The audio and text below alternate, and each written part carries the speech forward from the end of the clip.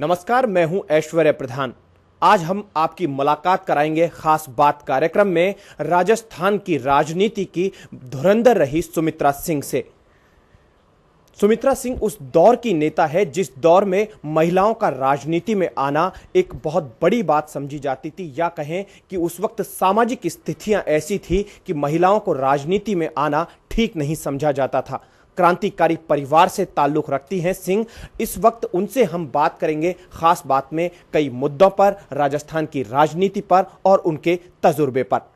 Madam, सबसे पहला आपसे सवाल कि आज वर्तमान की स्थिति को आप देखती हैं राजनीति की को, तो आप क्या पाती हैं उस दौर में और आज के दौर में? पहले वाले दौर में और आज के दौर में अंतर मैं पा करके, और मुझे ऐसा लगता है कि मैं अब ऑब्सोलीट हो गई हूँ, मतलब इस राजनीति के लायक नहीं रह गई हूँ। क्योंकि उस समय व्यक्ति को, जनप्रतिनिधि को लोग चुनते थे उसके कार्य पे, उसके चरित्र पे, और परफॉर्मेंस इन द असेंबली और परफॉर्मेंस इन द पब्लिक, उस पर चुनते थे। और आज दौर है पैसों का, दारू का, पैसा दे करके, शराब पिला करके, और लोग कैसा से कैसा अपराधी चुनाव जीत के आ जाता है। दूसरी बात हम यहां करना चाहेंगे, अभी विधानसभा के हालातों को आप देखती हैं। इन दिनों विधानसभा में जूतम पेजार की नौबत आ जाती है, तो क्या आपको नहीं लगता कि आज विधानसभा की स्थिति क्या हो गई है? विधानसभा के बारे में आप क्या कहना चाहेंगे? विधानसभा के बारे में भी मैं ये कहना चाहूँगी, 1957 से लेकर के और 1977 तक विधानसभा जिस शालीनता से, जिस गौरवमय तरीके से चली है, और जिस तरीके से बिल पास हुए हैं, जिस तरीके से आरोप प्रत्यारोप भी लगे हैं, लेकिन जिस शालीनता से उनका जवाब दिया गया, अब वो बात नहीं है। 77 के बाद से धीरे धीरे धीरे, चाहे संसद हो और चाहे विधानसभा, कोई सी विधानसभा, राजस्थान विधानसभा की बात छोड़िए, आज सारी ही विधानसभाओं में जूतम पेजार, कपड़े फाड़ना, गाली गलौज, अभद्र भाषा, शालीनता से पेश नहीं आना, ये सब हो गया। मैडम, उस दौर में कुंभाराम आर्य रहे, भैरव सिंह शेखावत रहे, या रामनारायण चौधरी रहे, उस दौर के आपने उन नेताओं को देखा, आपने उनके साथ काम किया। उस दौर के उन नेताओं की क्या खूबी थी जो आज के नेता, और आप लोगों की जो खूबी थी वो आज के नेताओं में नहीं रह गई है? उनमें क्या ऐसी कमियां आप पाते हैं?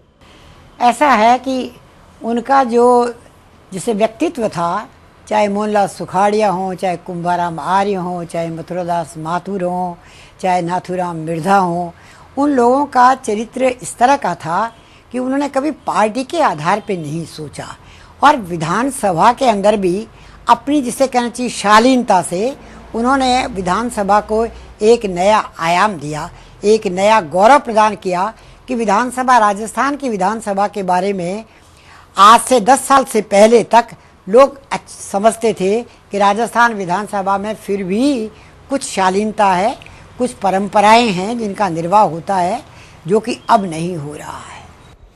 जो अभी वर्तमान स्थिति देखिए, अभी आपने 2 दिन पहले से लगातार मामला चल रहा है रत्ना गुप्ता का। उस मामले पर अगर देखा जाए तो क्या ये ठीक है? रत्ना गुप्ता जिस तरह से विधानसभा में उनको बुलाया गया वो नहीं आती हैं, और उसके बाद लगातार उन्होंने विधानसभा की बात नहीं मानी। यहाँ पर गलती किसकी मानती हैं आप, रत्ना गुप्ता की या कहीं ना कहीं हमारी विधायिका की गलती मानती हैं? देखिए, मैं यहाँ रत्ना गुप्ता ने, सारे मामले को खुद रत्ना गुप्ता ने ही बिगाड़ा है। रत्ना गुप्ता यदि विशेषाधिकार समिति के सामने आकर के और बात कहती अपनी, जो कुछ उनको कहना था, क्षमा मांग लेती, कोई गलती थी क्षमा मांग लेती, तो मैं समझती हूँ द मैटर एंडेड देयर, वहीं ख़त्म हो जाता मामला। रत्ना ने खुद ने ही ये सब काम किया है, लेकिन रत्ना को जिस तरीके से वारंट इशू करके और गिरफ्तार करने की बात की, वो मैं समझती हूँ वो लीगल नहीं है। लीगल इसलिए नहीं है कि विशेषाधिकार समिति को इस मामले को, उनको अरेस्ट करने के लिए, वारंट के जरिए अरेस्ट करने के लिए विधानसभा की अनुमति लेनी चाहिए थी। तो यहाँ पर उन्होंने नहीं ली, क्योंकि नियमों में विशेषाधिकार समिति जब कोई अपना जिस तरह का भी निर्णय होता है, उसे विधानसभा में पारित करवा के ही वो नोटिस इशू कर सकते। यहाँ पर उन्होंने ये सारे नियमों की जब उनसे बात की गई, विधानसभा में उन लोगों से बात की गई, नेताओं से बात की गई, तो उनका कहना था कि हम पूरी तरह से सही हैं, इसमें अब कोर्ट भी कुछ नहीं कर सकती है। उन्होंने विधानसभा का अपमान किया है, विधायिका का अपमान किया है, संविधान का अपमान किया है। क्या आपको नहीं मान लगता कि इसको अभी राजनीतिक, मैंने कहा ना, यदि विधानसभा पारित कर देती, क्योंकि विधानसभा चल रही थी, विधानसभा यदि वो ला करके और पारित कर देती तो वो नोटिस बिल्कुल लीगल था। लेकिन विधानसभा ने नहीं बल्कि सर्वदलीय समिति ने फैसला किया, इसलिए नोटिस लीगल नहीं है नियमानुसार। तो ऐसे में अब उनके पास कोर्ट में जाने का रास्ता आप मानती हैं कि है? देखिए, कोर्ट को तो वैसे कोई इसमें दखलंदाजी करनी ही नहीं चाहिए थी। ये मामला तो रत्ना गुप्ता के और विशेषाधिकार समिति के सामने था। विशेषाधिकार समिति के सामने कोई अपना एडवोकेट भेजे, वहाँ वकील के जाने की कोई परंपरा नहीं है। इवन चीफ सेक्रेटरी भी, इवन मिनिस्टर्स भी यदि किसी को कॉल किया जाता है तो वो स्वयं पेश होते हैं, चाहे संसद हो चाहे विधानसभा हो। वो कोर्ट के जरिए, अपने एडवोकेट के जरिए कुछ करना चाहती हैं, तो ये गलत था। और मैं समझती हूँ इसमें हाई कोर्ट को भी दखलंदाजी नहीं देनी चाहिए थी। तो कुल मिलाकर एक बात साफ है कि इसको विधानसभा, चलती विधानसभा में इस चीज का डिसीजन लेना चाहिए था। बिल्कुल, जब विधानसभा चल रही थी तब विशेषाधिकार समिति उनको वारंट अरेस्ट करके और अरेस्ट करने की बात पास करवाती और उसके बाद नोटिस देती तो उचित होता, नियमानुसार उचित होता। खास बात में बातों का सिलसिला चलता रहेगा। फिलहाल लेंगे एक छोटा सा ब्रेक। ब्रेक के बाद भी चर्चा रहेगी राजस्थान की राजनीति की धुरंधर सुमित्रा सिंह से।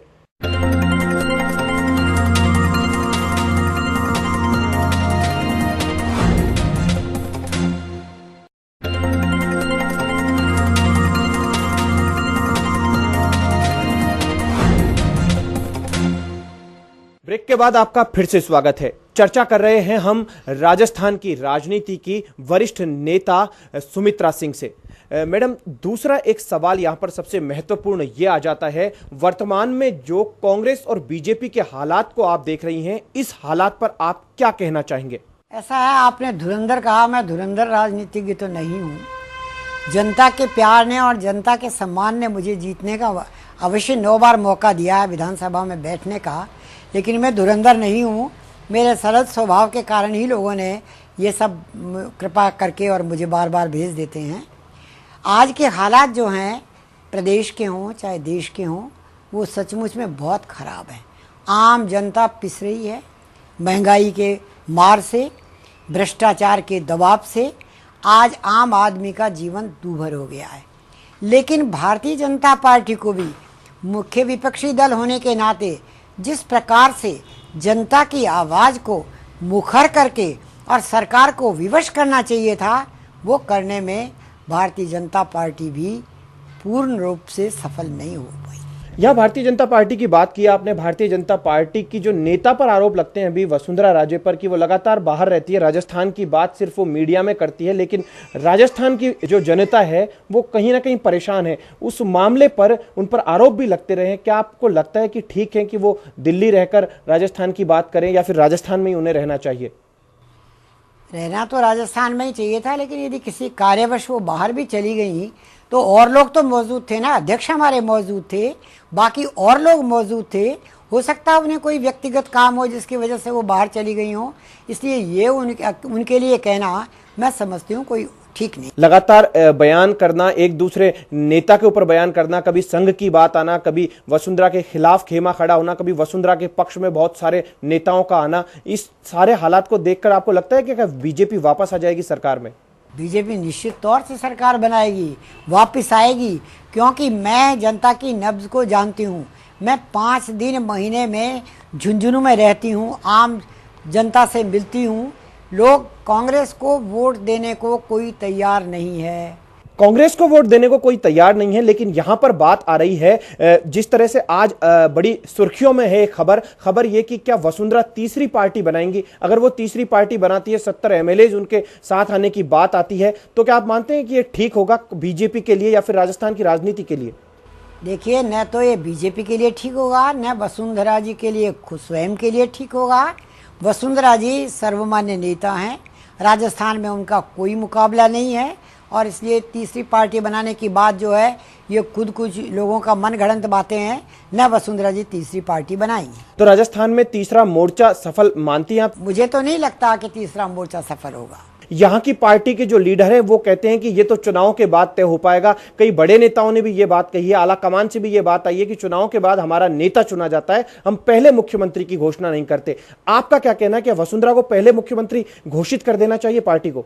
मेरी समझ में कर देना चाहिए। इससे पार्टी को बड़ा फायदा होगा। अब फायदा होगा तो ऐसे में अब स्ट्रेटेजी क्या अपनानी जानी चाहिए, वसुंधरा राजे के जरिए या फिर भाजपा के जरिए? स्ट्रेटेजी तो यही अपनाई जानी चाहिए कि वसुंधरा जी भी सबको साथ लेके चलें और वसुंधरा जी को नेता माना जाए। कई नेता नाराज भी हैं भाजपा से। कैलाश मेघवाल की बात करें या फिर बात करें किरोड़ी लाल मीणा की, भाजपा से बात नहीं करूंगा मैं, यहां बात करूंगा मैं वसुंधरा राजे से खास तौर पर नाराज है। अगर वो इन सारे नेताओं को साथ लेकर चलती हैं, इनसे बातचीत करती हैं, तो क्या भाजपा के लिए और भी बेटर होगा या फिर भाजपा जो है अभी जो स्थिति में वही रहे?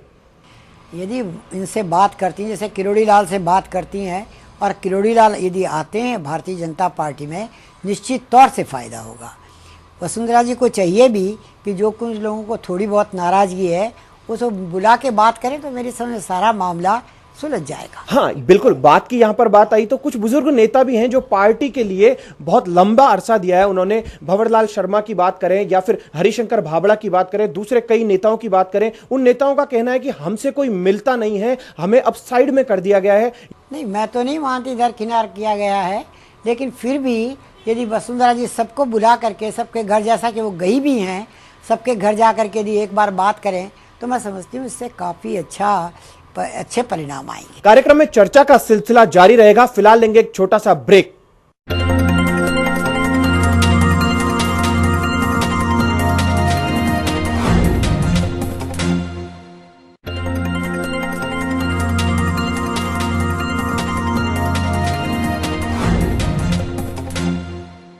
ब्रेक के बाद आपका स्वागत है। खास बात में हम चर्चा कर रहे हैं राजस्थान की राजनीति की वरिष्ठ नेता सुमित्रा सिंह से। अब यहां पर एक सवाल और खड़ा होता है मैडम, सवाल यह है कि अभी की स्थिति जो है वो बिल्कुल बिगड़ी हुई है राजस्थान की। कार्यपालिका और विधायिका में टकराव है, उस टकराव पर आपका क्या कहना है? मेरा टकराव के बारे में यह कहना है कि टकराव उचित नहीं है। कार्यपालिका में और न्यायपालिका में टकराव नहीं है, ये टकराव जो है विधायिका में, हाँ कार्यपालिका और न्यायपालिका में भी है टकराव, और विधायिका और न्यायपालिका में भी टकराव है।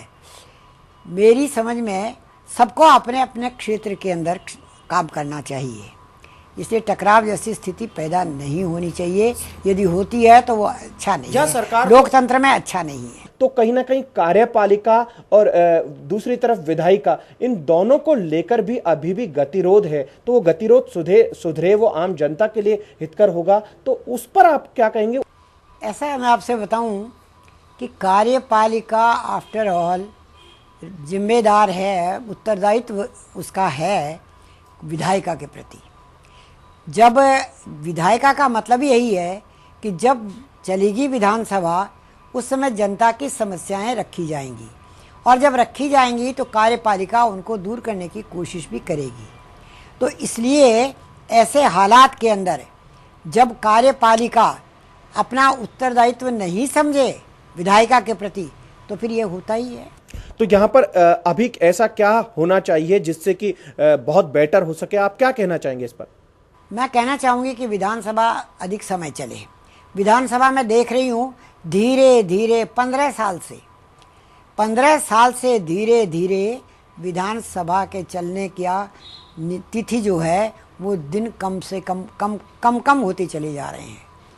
यहाँ पर विपक्ष है, विपक्ष कहता है कि हम सरकार को घेरना चाहते हैं, सरकार कहती है विपक्ष है, विपक्ष नकारा हो गया है, विपक्ष को सड़कों पर आना था, आंदोलन करना था, विपक्ष के साथ जनता नहीं है, विपक्ष सिर्फ कागजी बयान करता है, एक दूसरे पर आरोप प्रत्यारोप का दौर, जनता खुद को ठगा सा महसूस करती है। बिल्कुल सही बात है, दुख होता है, जनता अपने आप को ठगा महसूस करती है क्योंकि उसकी समस्याएं ज्यों की त्यों हैं, और विपक्ष भी अपना जिसे कहना चाहिए कर्तव्य उस तरीके से, जैसा कि मैंने कहा, नहीं निभा पा रहा है। लेकिन विधानसभा चलाने की जिम्मेदारी सरकार की और विधानसभा अध्यक्ष की है। विधानसभा अध्यक्ष को